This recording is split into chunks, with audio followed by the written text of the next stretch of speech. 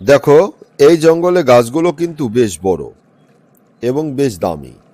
বিশেষ করে শাল, সেগুন এগুলো কেটে বাজারে বিক্রি করলে কিন্তু প্রচুর টাকা পাওয়া যাবে। আমরা ধনী হয়ে যাব। ঠিক বলেছেন স্যার। তবে এই গাছ কাটা তো বেআইনি। যদি ধরা পড়ে যায়?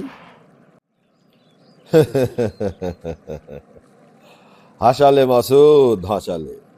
ধরা পড়ার কোনো ভয় নেই। আমরা তো এখানকার দায়িত্বে আছি। যারা নজরদারি করবে তাদের আমরা ম্যানেজ করে নেব। আর গাছ কাটার সময় যদি কেউ কিছু জিজ্ঞেস করে, বলবো এগুলো সরকার অনুমোদিত। আর প্রশাসন তো আমাদের নিজেদের হাতে।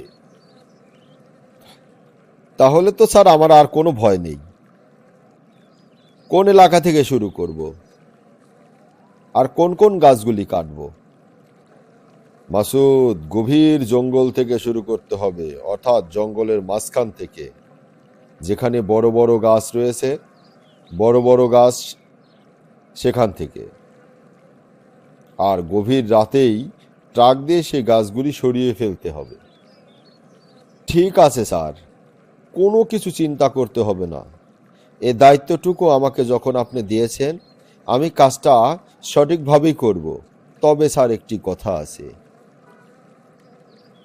তোমার আবার কি কথা মাসুদ? স্যার, আমি এখানে বসে থেকে কাজগুলো করিয়ে নেব।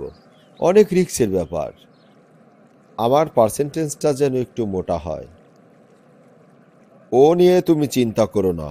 তোমার প্রতিদিনের পারিশ্রমিক তুমি পাবে।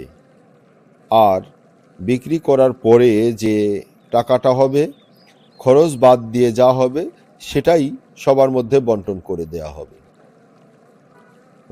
স্যার, চোর হলেও নীতি ভালো আছে। আমার পারিশ্রমিকগুলি দিয়ে দেবে। আমিও তো এখান থেকে চুরি চামারি কিছু করব। ভালো ভালো। বিড়বিড় করে কি বলছো তুমি? না স্যার, কিছু না। বলছি, আগামীকাল সন্ধ্যা থেকেই কাজ শুরু করে দেব। কিন্তু একটা চিন্তা হচ্ছে স্যার। রাত্রে যখন জঙ্গল থেকে ট্রাক বের হয়ে যাবে, যদি প্রশাসন ধরে? ও নিয়ে তুমি চিন্তা করো না। প্রশাসনের ঊর্ধ্বতনদের এর ভাগ দেওয়া আছে, সুতরাং তারা কেউই ট্রাক আটকাবে না। স্যার, তাহলে তো আর কোনো চিন্তাই নেই। শুধু গাছ কাটবো, ট্রাক লোড দেব, বাজারে বিক্রি করব, আর টাকা গুনে গুনে নিয়ে আসবো। হ্যাঁ, তোমার উপরেই তো আমার সব ভরসা মাসুদ। তোমাকে দিয়েই হবে। তাহলে আগামী কাল থেকেই কাজ শুরু করে ফেলো। স্যার, তাহলে কোনো চিন্তাই করবেন না।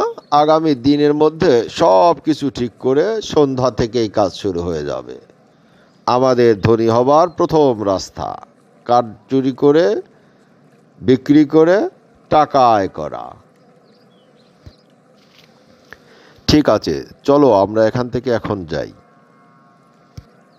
ঠিক আছে স্যার, চলেন যাই।